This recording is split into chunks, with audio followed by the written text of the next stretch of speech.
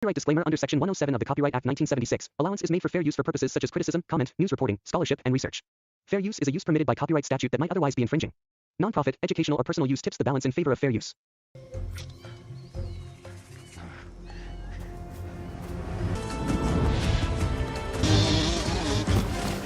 Take you home. It's time you stop chasing this mythical snake.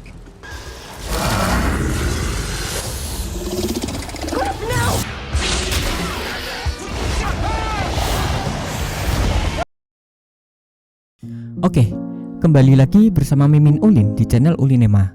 Pada video kali ini, Mimin akan menceritakan film yang berjudul Anaconda 2. Film ini berfokus pada dua sahabat masa kecil, Doug diperankan oleh Jack Black dan Griff yang diperankan oleh Paul Rudd, yang sedang mengalami krisis paruh baya dikarenakan sangat mengembari film klasik Anaconda. Mereka nekat pergi ke hutan Amazon untuk membuat ulang film tersebut dengan dana seadanya. Namun, situasi menjadi kacau dan mematikan ketika teror ular itu nyata. Mereka benar-benar bertemu dengan seekor anaconda raksasa yang ganas di tengah lokasi syuting mereka. Bagaimana keseruannya? Langsung saja ke ceritanya. Cerita dibuka di hutan hujan Amazon, di mana seorang wanita bernama Anna dan praktir bernama Paulo terlihat sedang panik di dalam mobilnya. Usut punya usut, ternyata mereka sedang bersembunyi dari kejaran para pria bersenjata yang dipimpin oleh Joe. Mengingat di hutan ini cukup menyeramkan, Paulo pun menolak untuk melanjutkan perjalanan ke kota. Hal itu pun membuat Anna kesal. Ia pun terpaksa melanjutkan perjalanan seorang diri menggunakan motornya. Tetapi di saat itu juga, ia langsung diketahui oleh Joe dan anak buahnya. Tak pikir panjang, keduanya pun segera mengejar Anna menggunakan perahu. Tetapi naasnya, tiba-tiba seekor ular besar yang diketahui sebagai anaconda muncul dari dalam sungai dan memangsa anak buah Joe.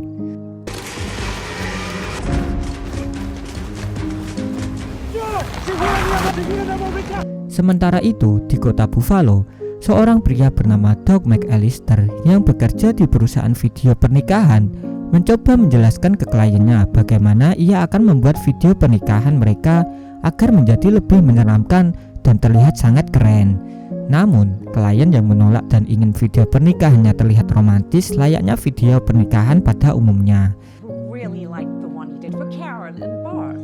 This isn't a film, Doug. This is a wedding video, and we want... Terlihatlah seorang pria bernama Ronald Griffin atau yang bisa dipanggil Griff sedang berada di lokasi syuting karena mendapatkan perang pendukung di sebuah film. Namun saat syuting dimulai, aktingnya terlalu buruk, bahkan hanya untuk perang pendukung. Alhasil, Griff pun langsung dipecat pada hari itu juga. Saat Griff berjalan keluar, Griff kemudian melihat poster film Anaconda. Bersamaan dengan itu, teman Griff yang ternyata bernama Doug menelpon. Dia mengucapkan rasa bangganya kepada Griff karena mendapatkan tawaran di film besar. Namun, tanpa Doug ketahui kalau sebenarnya Griff ini baru saja dipecat. Kita kembali ke Doug, di mana atasannya menyadarkan Doug agar keluar dari zona nyamannya. Sebab bosnya tahu kalau Doug ini punya potensi besar untuk memproduksi film sendiri dibanding membuat video pernikahan. Singkat cerita, saat Doug kembali ke rumah bersama istrinya yang bernama Melly, mereka dikejutkan oleh teman-teman Doug yang sengaja membuat sup ulang tahun. Dalam acara itu, Doug berkumpul kembali dengan teman masa kecilnya, yaitu Kenny, Claire, dan Griff. Dalam pesta kecil-kecilan, Griff memutarkan kembali film yang dulu mereka buat yang disutradai oleh Doug dengan judul The Odds, sebagai film tentang monster yang berhasil mereka kalahkan.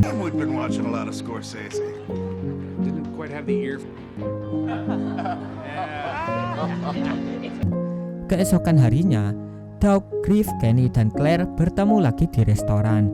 Di situ mereka membahas tentang film kesukaan mereka, yaitu Anaconda 1947 yang dibintangi oleh Junior Law Escope. Di tengah asik-asiknya mendongeng, Griff tiba-tiba mengungkapkan kalau ia punya hak atas film Anaconda. Hal itu karena film Anaconda awalnya diangkat dari sebuah novel yang ditulis oleh orang Jepang yang sudah meninggal. Nah, Griff ini kemudian dikenalkan ke jandanya pria Jepang itu dan diberikan hak cipta cerita tersebut. Maka dari itu, Griff kini berniat untuk meraih film Anaconda itu bersama teman-temannya, di mana Griff dan Claire akan adu akting dalam film itu. Lalu Kenny yang menjadi kameramennya dan Doug yang akan mensutradarai.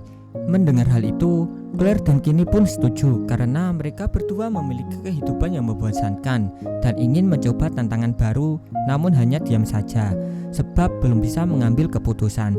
Di satu sisi, Doug ingin bergabung dengan mereka dan menghasilkan film seperti yang diimpikannya. Tapi di sisi lain, ia juga punya tanggungan keluarga sehingga harus memiliki pekerjaan tetap.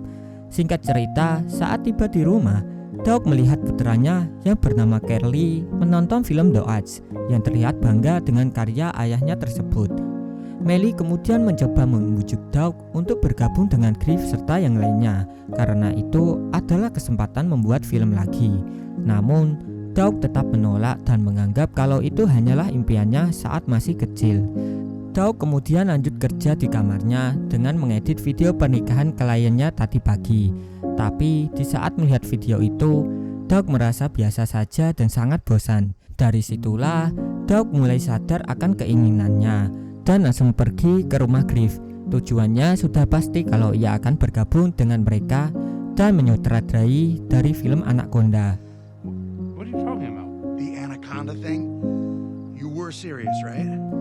Mereka kemudian berkumpul untuk membahas tentang proyek mereka. Setelah menghitung biaya produksi, mereka membutuhkan sekitar 20 juta dolar untuk perjalanan 3 minggu ke Brazil, menyewa perahu, biaya perlengkapan, dan menyewa ular sungguhan. Namun, sayangnya modal mereka tidak cukup. Alhasil, mereka memangkasnya lagi menjadi 43.000 dolar. Alone for you for up to Wise. Soup to nuts. What does it cost? Yeah. Di hari keberangkatan mereka ke Brazil, Charlie memberikan Doug sebuah piala kecil dengan ukiran Doug yang terbaik. Hal itu membuat Doug semakin bersemangat sekaligus terharu. Singkat cerita, saat mereka sampai di Brazil, mereka bertemu dengan Carlos Santiago yang merupakan pawang ular sekaligus pemilik ular yang akan mereka sewa. Santiago lalu mengajak mereka untuk melihat ular peliharaannya yang diberi nama Hetar. Di situ Santiago menciptakan bagaimana ia menemukan Hetar, di mana ia menyelamatkan Hetar di sebuah sungai yang diracuni oleh mercusuar akibat penambangan ilegal.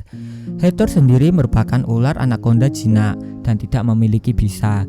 Namun, Santiago memperingati yang lain agar hati-hati jika bertemu dengan anaconda liar di hutan. So it begins. All right. Made it. Oh, I'm sorry. Carlos Santiago. Yeah, you can call me Santiago. No way.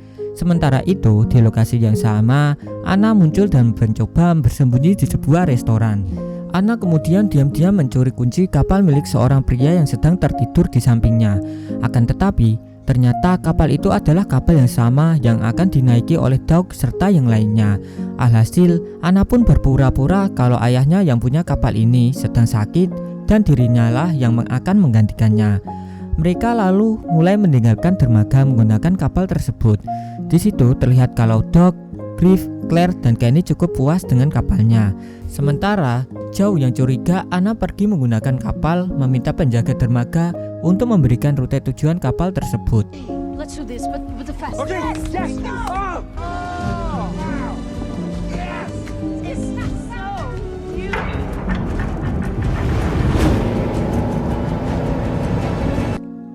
Keesokan harinya, mereka mulai syuting di beberapa scene di tempat-tempat yang berbeda. Cerita itu dibentuk tentang Claire, si ahli biologi yang menyewa pemburu ular, yaitu Griff, untuk melacak anaconda yang sudah menelan seluruh keluarga Klee. What's it like shooting with Doug again? Mythical conda that ate her entire family. Part of the ingredients. Kemudian di tengah malam, saat semua orang tertidur, ularnya Hector diam-diam keluar dari kandangnya dan masuk ke kamarnya Griff yang sedang tertidur. Ia merasakan ada sesuatu di depannya. Griff pun terbangun dan terkejut melihat ular besar di hadapannya. Karena hal itulah Griff marah besar ke Santiago karena kurang profesional sampai-sampai kandang ular bisa saja jebol. Namun Santiago memenangkannya dan meyakinkan mereka kalau semuanya sudah aman terkendali. Under control. All good.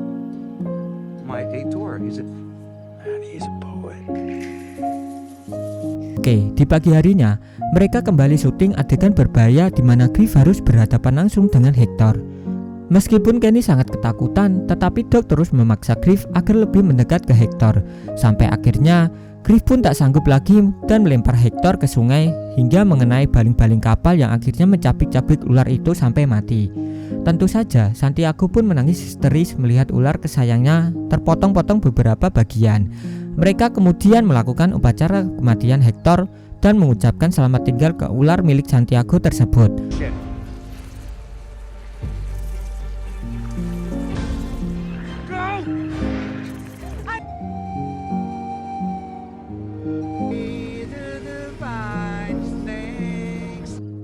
Di sisi lain, anak buah Joe berhasil melacak keberadaan mereka.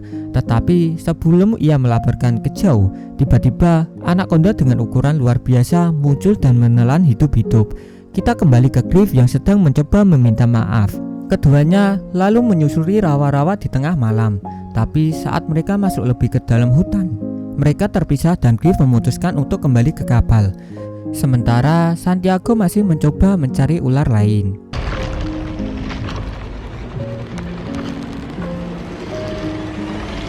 Naasnya, dia malah bertemu dengan anaconda raksasa yang langsung melahapnya habis. Setelah cukup lama, Griff menyadari kalau Santiago belum kembali juga. Ia pun memberitahu Doug tentang hal itu. Namun Doug terlihat santai karena Santiago adalah pawang ular yang pastinya bisa survive di hutan belantara ini. Tetapi setelah menunggu berjam-jam kemudian, Santiago tetap saja tidak kembali. Alhasil, mereka pun memutuskan untuk mencari Santiago dengan dipandu oleh Anna. Saat mereka masuk ke dalam hutan, mereka menemukan mobil dan melihat-lihat ke dalamnya. Tapi di waktu yang sama, tiba-tiba tubuh Santiago yang tak bernyawa terlempar di dalam mobil dan disusul munculnya ular anaconda besar yang membuat mereka merinding.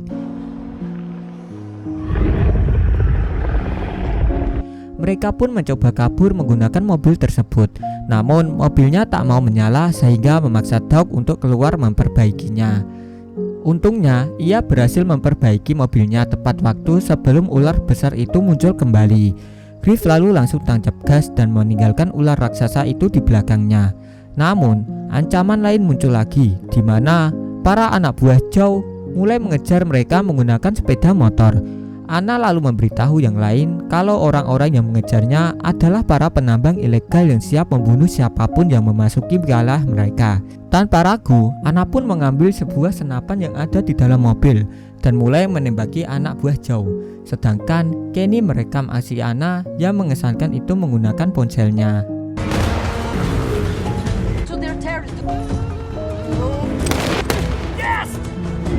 Saat keadaan sudah aman, mereka kemudian pergi kembali ke kapal. Sementara Anna memisahkan diri dari kelompok. Ternyata di atas kapal sudah ada Joe di sana. Anna pun muncul di belakang dan memukul Joe hingga jatuh. Setelah kembali ke kapal, Anna memberitahu Doug kalau ia bisa membawa mereka keluar dari hutan ini. Namun, Doug tak ingin menyia-nyiakan waktu mereka dan pulang dengan tangan kosong. Saat mereka semua tertidur, Doug menulis ulang cerita dari awal dan menjadikan Anna sebagai pemeran utama, sedangkan Griff serta Claire menjadi peran pendukung. I like this. Alright, sorry, boss. Thank you. To expose illegal gold mine? Doug memulai syuting dengan peran Anna yang sangat mengesankan. Namun hal ini membuat Griff dan Claire merasa tersingkirkan oleh perannya. Like every day. Hey, at least you have the guts to go out. Di hari berikutnya, Griff terbangun dengan keadaan mabuk dan mulai berdebat dengan Doug. Saat mereka sedang memperdebatkan keadaan mereka, tiba-tiba sebuah kapal produksi besar lewat yang membawa bintang-bintang Hollywood, termasuk Junior Law dan Escope. Ternyata kapal itu sedang melakukan syuting film Anaconda resmi yang didukung oleh Sony Pictures. Tentunya hal ini membuat Doug dan yang lainnya terkejut karena sebelumnya Griff mengaku kalau ia punya hak pada film Anaconda. Alhasil, mau tak mau, Griff pun mengakui kalau ia harus berbohong agar teman-temannya berusaha mengejar mimpi mereka di umur yang sudah tua. Doug pun kecewa dengan fakta itu, kemudian mengusir Griff. Anaconda franchise. You think that's why we're here? Literally everyone. That's what big movies are. Griff pun mulai membawa barang-barangnya dan pergi menggunakan perahu kecil menyusul rombongan tadi. Namun saat Griff sampai di kapal rombongan, ia mendapati kalau setengah tempat syuting Anaconda resmi sudah dihancurkan oleh Anaconda itu. Tanpa pikir panjang, Griff pun putar balik untuk memperingatkan teman-temannya. Di sisi lain, Anna membawa kapalnya ke tempat lain karena ia mengaku menemukan lokasi syuting baru untuk melanjutkan syutingnya. Sedangkan Claire mencoba membujuk Doug agar menemukan Griff. Tapi di tengah-tengah itu, Anna menunjukkan sifat aslinya. Ia lalu mengarahkan senapan ke Doug dan yang lain, memaksa mereka agar masuk ke dalam hutan. Bersamaan dengan itu, Griff tiba di kapal dan mendapati kalau kapal mereka kosong. Ia juga menemukan barang milik Joe yang berisi sebuah senjata. Di sisi lain, Anna menodongkan pistol kepada Claire serta kini memaksa mereka agar pergi ke sebuah dermaga terbengkalai. Anna lalu memangsa Doug serta yang lainnya untuk membawa beberapa kantong yang berisi emas. Dan terungkaplah kalau Anna ini sebenarnya penyelundup emas ilegal. Sedangkan Joe dan anak buahnya ternyata petugas keamanan yang mencoba menangkap Anna. I'm not going anywhere. You don't move. She's a damn liar. Di waktu yang sama, Joe yang muncul sambil mengarahkan pistolnya ke Anna. Namun Griff yang tak tahu apa-apa diam-diam bersembunyi dan menembaki polisi itu.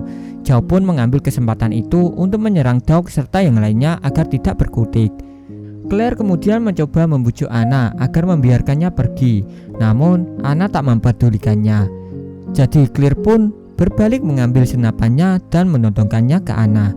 Dan di saat itulah Anaconda muncul dan mencaplok Anna. Melihat hal itu, Doug dan yang lainnya pun langsung lari ketakutan di dalam hutan. Saat di dalam hutan, Doug tiba-tiba terkejut karena dirinya digigit laba-laba hingga kakinya tak bisa bergerak. Kenny pun menyarankan satu-satunya solusi yang ampuh yaitu mengencingi kaki Doug. Jadi, mau tak mau, Doug pun setuju agar kakinya dikencingi oleh Kenny. Tanpa disangka-sangka, ternyata cara itu ampuh sehingga Doug bisa berjalan lagi. I'm wearing a onesie.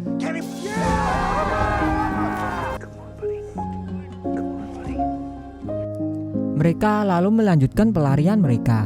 Di tengah perjalanan, Doug kemudian mencoba meminta maaf kepada Griff dan jujur kalau ia sebenarnya iri dengan Griff yang punya kesempatan terjun ke dunia perfilman. Tetapi sebelum Doug menyelesaikan ucapannya itu, tiba-tiba hal itu membuat mereka dan yang lainnya melarikan diri dari sana. Setelah cukup jauh, Griff mengungkapkan rasa bersalahnya kepada teman-temannya yang menyeret mereka ke dalam situasi seperti ini. Claire pun menenangkan dan mengikatkan kalau semua ini keputusan bersama. Tak lama kemudian, mereka sampai tempat yang cukup tinggi sehingga kini bisa melihat area sekitar yang merupakan lapangan terbuka, yang tentunya akan mempermudah ular raksasa itu untuk menemukan mereka. Bersamaan dengan itu, mereka mendengar suara dari ular tersebut. Griff pun pergi menyusuri area sekitar dan melihat tubuh Doug yang sudah dilepehkan oleh Anaconda bersama dengan babi hutan. Melihat hal itu, Kenny pun kembali mendapatkan ide untuk menggunakan tubuh Doug yang sudah tak sadarkan diri sebagai umpan untuk mengalihkan perhatian ular besar itu. Dengan begitu, nantinya mereka bisa melarikan diri karena mengira Doug sudah mati. Griff dan Claire pun menyetujui ide Kenny tersebut. Mereka kemudian mengikat Doug bersama dengan babi hutan di atasnya di tengah lapangan tersebut. Sementara yang lain bersembunyi di semak-semak.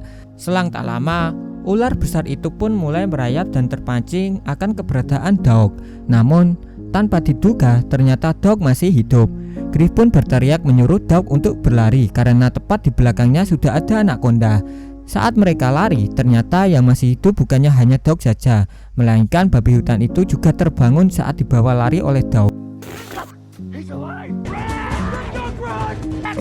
This thing's alive! This thing's alive! Run up, fight me! Mereka lalu sampai di tempat yang cukup aman di mana Doug dan Griff kini mulai saling memaafkan. Di malam harinya, mereka menemukan puing-puing sisa tempat syuting Anaconda resmi. Mereka juga memungut radio yang masih berfungsi dan mengeluarkan peringatan di belakang. Ternyata Anaconda itu menyerang lagi. Untungnya seseorang muncul dari kegelapan sambil menembaki ular tersebut.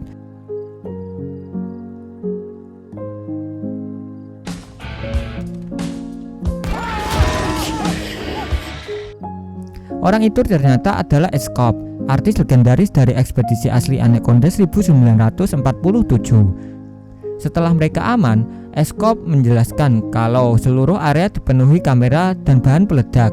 Diketahui Eskop ini pingsan saat Anaconda menyerang lokasi syuting mereka. Kru yang pergi berpencar, Eskop pun berencana untuk pergi ke dalam hutan dengan harapan bisa menemukan serta krunya yang lainnya yang masih hilang. Sementara itu, Doug, Claire, Griff, dan Kenny mulai menyusun rencana untuk melawan Anaconda dengan memanfaatkan bahan peledak di lokasi syuting mereka. Pyro field dead ahead. Now or never. Armed and ready. Can I hit it now? Mereka kemudian mulai membagi tugas di mana Claire dan Kenny bertugas untuk mengaktifkan semua lampu serta kamera yang masih berfungsi. Sedangkan Doug dan Griff memancing Anaconda itu ke dalam ledakan menggunakan kendaraan. Singkat cerita, saat makhluk itu mendekat, Griff mulai berteriak untuk menarik perhatiannya. Ular itu pun terpancing dan segera mengejar mereka. Sebisa mungkin, Doug ngebut untuk menghindari serangan ular tersebut.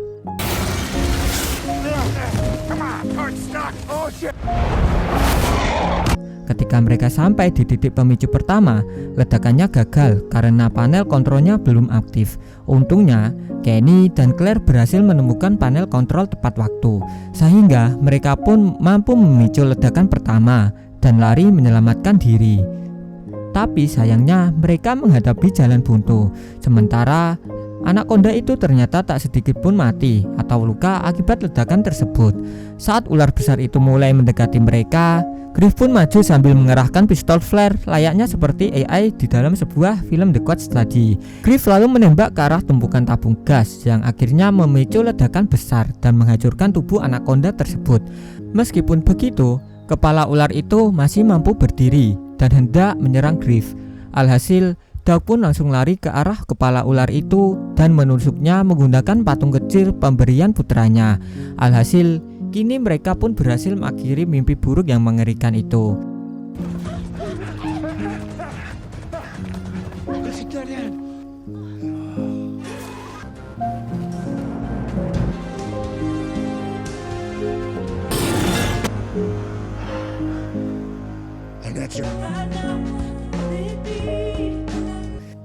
Satu tahun kemudian, di mana semua telah berubah karena proyek awal yang mereka pikir kacau malah memenangkan penghargaan di sebuah festival film tanpa diduga.